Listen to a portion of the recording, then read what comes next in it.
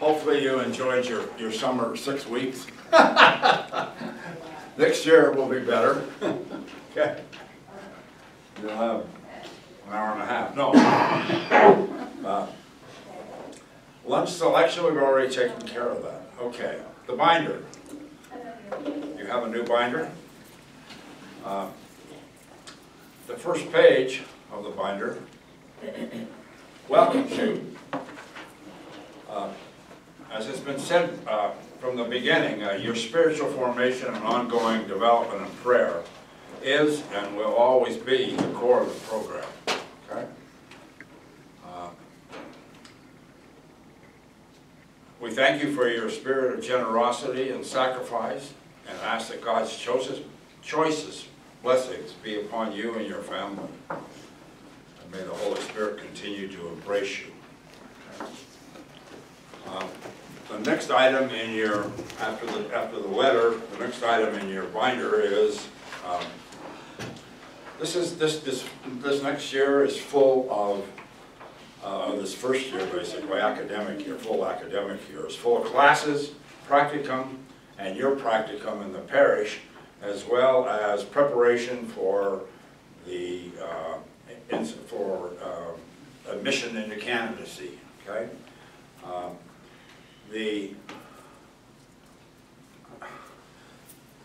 On the curricula that you have, you will go down and you will see on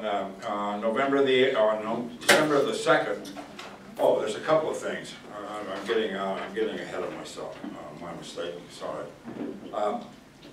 The diocesan or the Congress, the Congress is in the annual pastoral Congress is September the 23rd, and it's out of St. John the Baptist. It's not on your schedule. Okay, we didn't put it on there. Okay, because it's not part of the program, but we would strongly encourage you to attend. Okay, and it's definitely worthwhile. It's an all-day activity. Like I haven't seen the program totally. But they have a number of people coming in from all over the United States to do presentations. And then the bishop does Mass in the afternoon, okay? Well, at 5 o'clock, I believe it is, okay? On the schedule. Okay. On your schedule, you will see we were going to basically have a retreat on December the 2nd.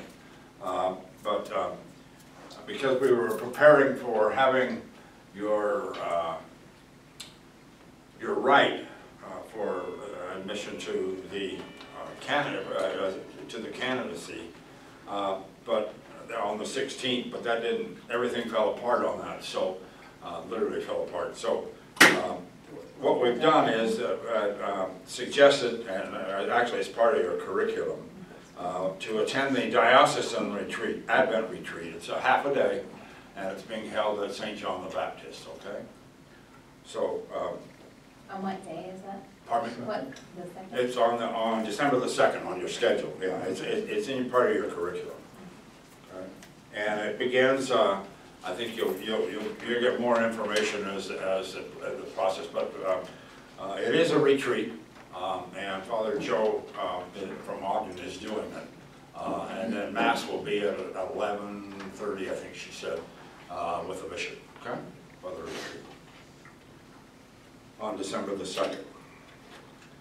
As you turn to the next page, you will see that on January the 27th, at 10 o'clock in the morning, let me back up a step. All of the days begin here, basically at 8:30 with Lauds. Okay, if you're going to be in another building or we're going someplace that day, we still start here. Okay, so it's kind of the kickoff wherever we're going to be. Okay, but so on the 27th, on January the 27th, you will be coming here in the morning. And we're going to do, Father Sue and I are going to spend some time with you just to talk about the rite and all that type of thing, okay? And then you're going to go into, we'll go over to the cathedral and you'll practice there, okay? And the wives are strongly encouraged to be there because you're going to be part of the part of the rite. Okay, you are a component of the rite, okay? Part of that. And the following week, on the 3rd of February, the rite of admission will take place. That morning, you won't come here, okay? So you don't come here that morning. You'll be going to the cathedral, okay? Because that's where it'll all take place. What is the rite of admission? What is that like? Is that like? It's a mass. It's a mass? Yeah, and the bishop officially admits you to be a candidate to holy orders. Yeah. Can we invite our families? Pardon me? Oh, yes, yes. Our Yeah. families? Yeah. In the order for priests, it happens at the end of the training, at the end of the formation. In the order for deacons, it happens at the beginning, because you already have a status in the church. You're a married man. So yeah, that is already done, okay?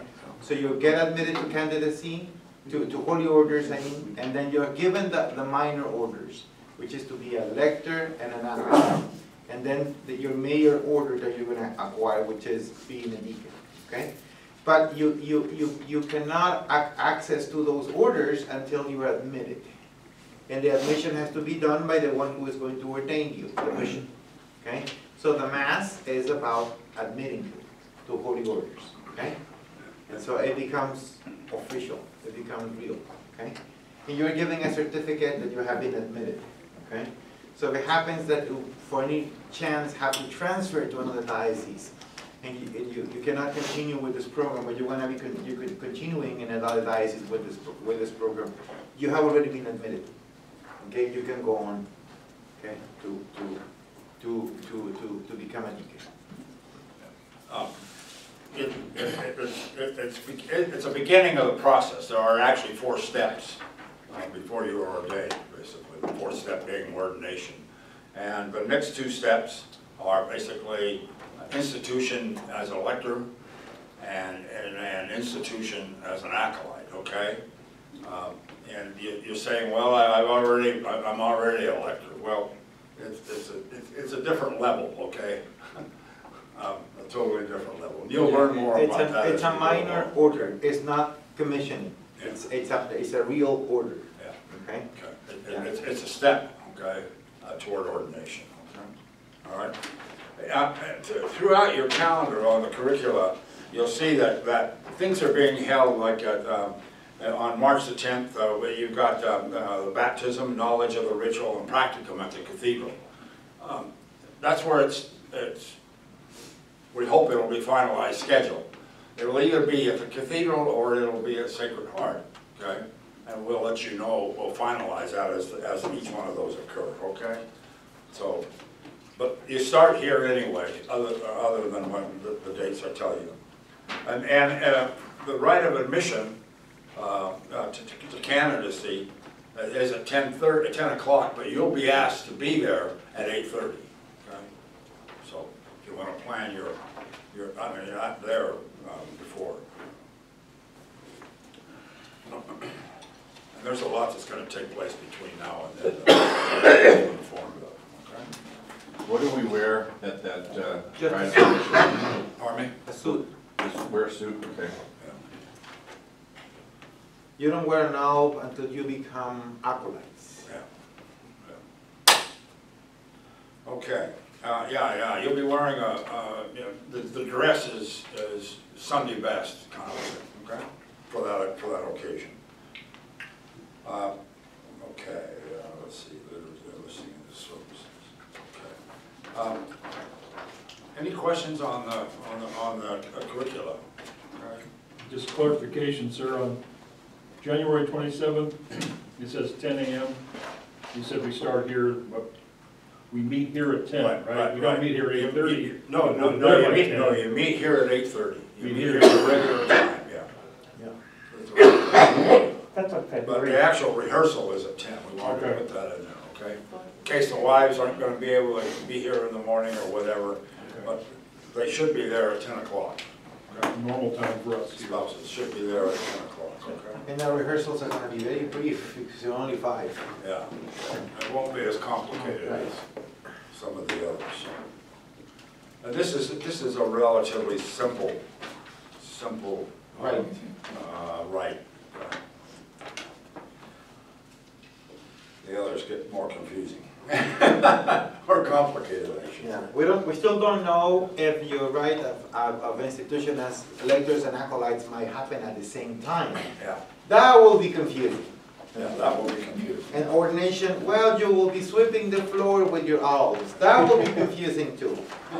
So, Anyway, I remember when I was ordained a priest, the master of ceremonies told me that all the turns were going to be done to the right. And I've been a master of ceremonies my whole life, and I've done ordinations. I made them all of them wrong. I made all of them to the left. Okay, so. okay, the next thing in your binder is basically is the division, the explanation. You'll notice that after the important information and the candidate information, the classes of the schedules are for the full day. So there's 2 on each number. Like number 3 is today. You'll have the theology of divine. You put all the material that you gather behind 3. Okay. For today. Okay, and then it goes on like that for the rest of the time. Okay, important information, just hit a few high points, it hasn't changed much, but just an accented thing. If you know beforehand, as far as absentee, if you know beforehand, please, if you're going to be missing class, please call the office and let us know, okay? Do you remember I told you Yes. it won't be here next week? Yeah, Okay. you're good. Okay, inclement weather, well, inclement weather, I wish we could have some. We've been living in it for terrible weather. Anyway, so, home study, that didn't change at all. The roster, just to remind you, the roster that you'll see, that describes, it gives you all the information relative to your colleagues, is confidential, okay? You don't share that with any of your drinking buddies or anything. With the FBI, or Okay, oh, the FBI. with the FBI, or the DDD office, you don't do that. Expectations of wives didn't change any. Spiritual reading, continue to do it, basically. Hopefully you are doing it, that you started doing it. Your binder, you're going to be filling out a sheet in just a minute, but your binder is for your future use. So make it the best you can as far as a point of reference, okay? We had some people last session, we had one gentleman who put everything on the computer, okay? I mean, you know, he had that, and he had one of them had a library, or actually it was a chapel, and had turned it into a library for all his materials in his house. It was kind of really different. I mean, it's just what the important thing is that you have a resource. You're developing a resource. You're developing a library of information for yourselves, okay? So do whatever is best for you. We will want to see your binder at the assessment, the meeting with the other deacons and Father Silva at the end of every year. So we'll talk about that in just a second, okay? Okay, liturgical steps, we already pretty well covered that. That's the next item in here. The assessment, by the way, takes place on an ongoing basis, okay? It's not a threatening situation. So please don't, one of your colleagues asked, how are we doing on learning the breviary, or the liturgy of the hours? You know, the other class, were they still making mistakes at this point? And yes, they were making mistakes until the end of the second year. Okay, so it's all a learning process. Okay, the important thing is that you continue to learn, to develop. Okay, that's the important thing. Okay. And you do that by the next page. It's a breviary, a summary, basically, following, it's called During Candidacy. Continue your spiritual direction. You've all got terrific spiritual directors. We've had a chance to talk with all of them, just to make sure you were seeing them and that you were attending on a regular basis and a scheduled basis, whatever worked for them, basically. And so continue to do that, please. If in fact you end up changing your spiritual director and at any time, please be sure to let us know. You've got a form to fill out, please use it, okay? Okay. Blah, blah, blah. Spiritual life, can't accent them enough. I mean, it's gonna happen. Okay, the next section is basically the section that relates to the candidates. It's your list of your phone numbers and all that. Would you double check yours to make sure that they are correct? If there made any changes, please let us know that you've made changes. Okay. The next item is the phone tree. The previous sheet, which is the listing of all that, will impact the phone tree. So, and Virginia redid the phone tree so you could read it. Okay. Basically, I called Jeffrey Allen, Allen calls Costello, Costello calls, okay? And then Robert ends up calling Greg, and Greg ends up calling Tom, okay? Okay, this next form is something that you haven't seen before. And this is the flow chart, basically. This will kind of summarize where hopefully everything is going to take place, or where you're going to be. Basically, you're still in the aspirancy period until, well, you actually started the candidacy period, but you're not a candidate until you're admitted to candidacy, okay? Until February the 3rd, okay? So, but this kind of gives you a flow process of what's going to happen, okay? We're looking for ordination, God willing, February the 1st, 2020, okay? Okay? We were going to do it on the 31st of January, but then we decided there aren't 31 days in January, so. No. I mean, that's just an inside joke. Yeah. It was funny. Thank God for my administrative assistant. Anyway, the next item is your mentor. Continue with your mentors. We received reports back from them. All of them have submitted assessments on you, which is very helpful for us. And also the spiritual director, spiritual directors. You've got them, you know who they are. The Catholic Catechism, basically, we will remind you of when things are due, okay? So the next chapter or the next chapter on the Catechism will be due on December the 16th. Will be chapter 2, basically, okay? And there's the paragraphs.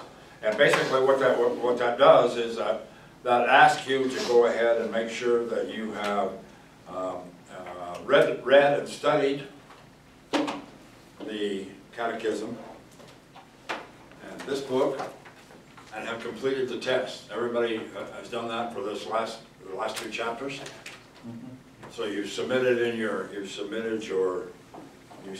reflections, your 1-page reflection. I'm right with me. If you've got them, you can put them in the bio, you can put them out there, or you can give them to us or whatever, okay?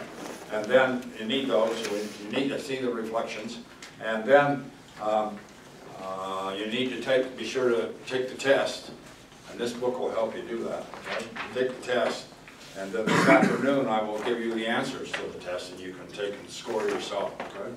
And make sure it's an ongoing learning process, okay? Because some of those questions are kind of mind-boggling if you. I translated the whole book, and sometimes I was like, what? Okay.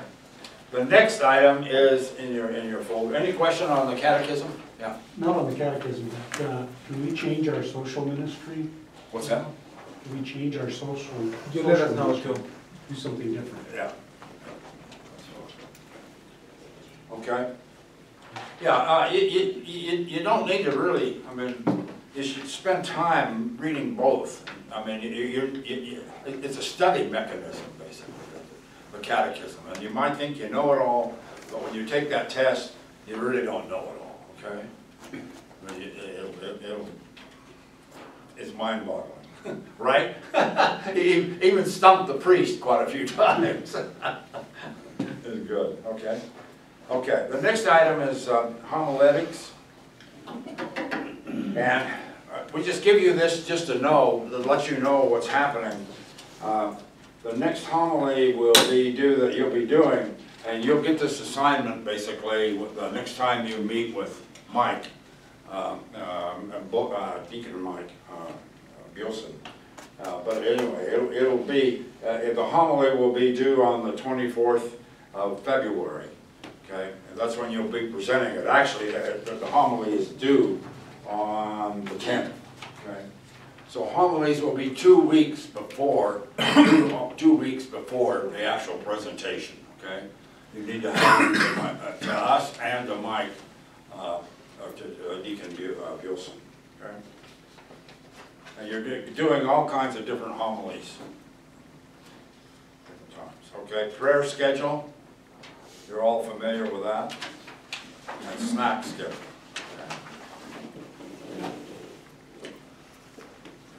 It's a quick orientation.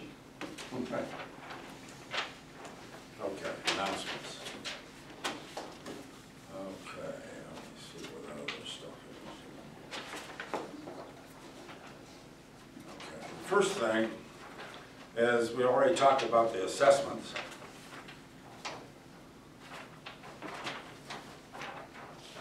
One of the first steps that you will be going through is you'll be meeting with myself, Father Silva, Deacon Robert Hardy, and Deacon Forrest Gray.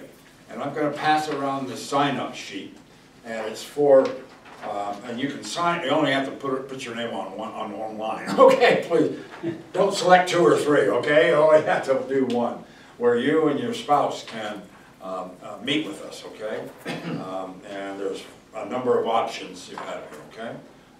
And we'll start this in the back, since we usually start in the front. You want to hand that back to Robert or please put your name on one of those lines as to your availability, okay? And it usually takes about an hour and a half. Yeah. And we have a number of questions that we'll be asking you. It's not questions, yes? This is here. What's that? That takes Yes, place yes, here. it'll all be here, yes, Okay. yeah. I'm sorry. It will all be here, yeah. It'll be at this location.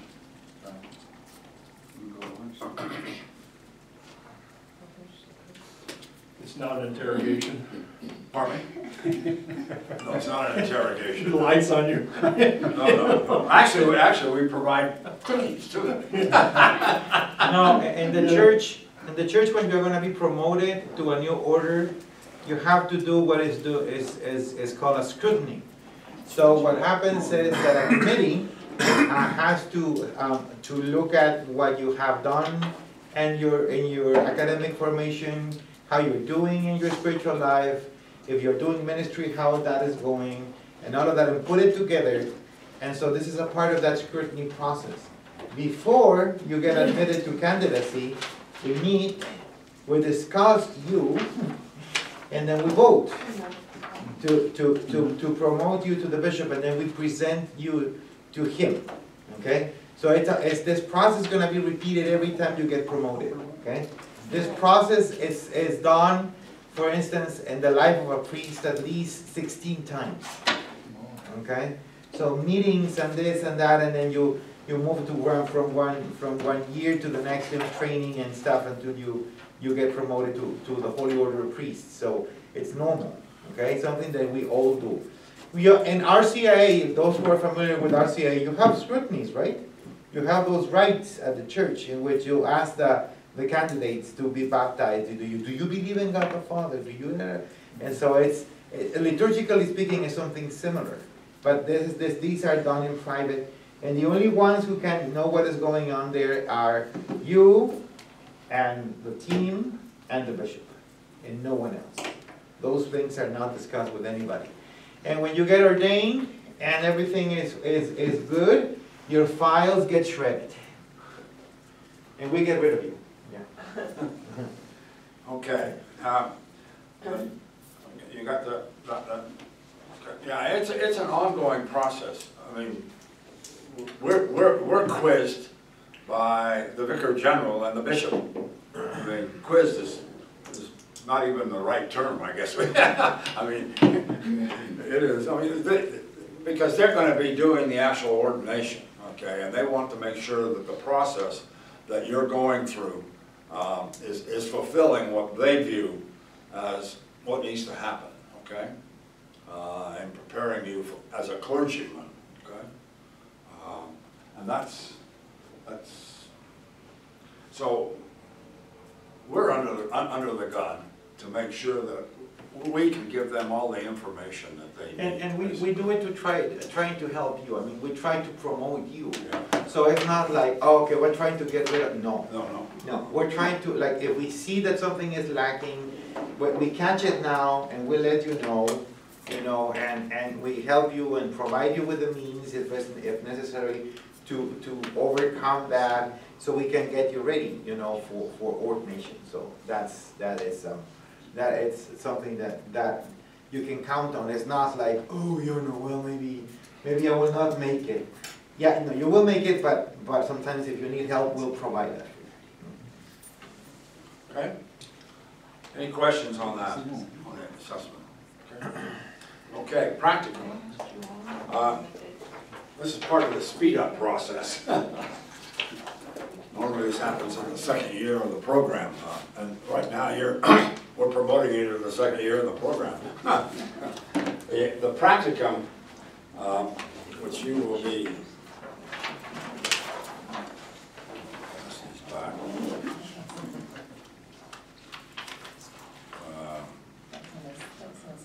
make sure I don't do the right thing. Jeremy. Okay. This practicum that you'll be participating in is a practicum in your own parish. Right? And when we met with your pastor over the last 3 or 4 weeks, we gave him this, okay? So he already knows, he already has this material, and the purpose of the practicum is it's a supervised experience for skill development and or verification, okay?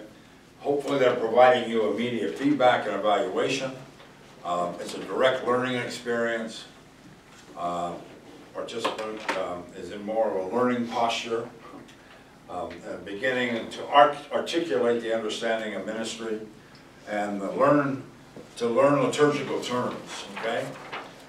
Behind that front sheet, you have this blank sheet of paper with all these crazy different terms on it.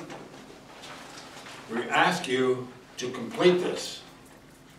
The assessment time next August or September, whenever that occurs, we will ask to see this, okay? We want you to go ahead and write up each of these terms, okay?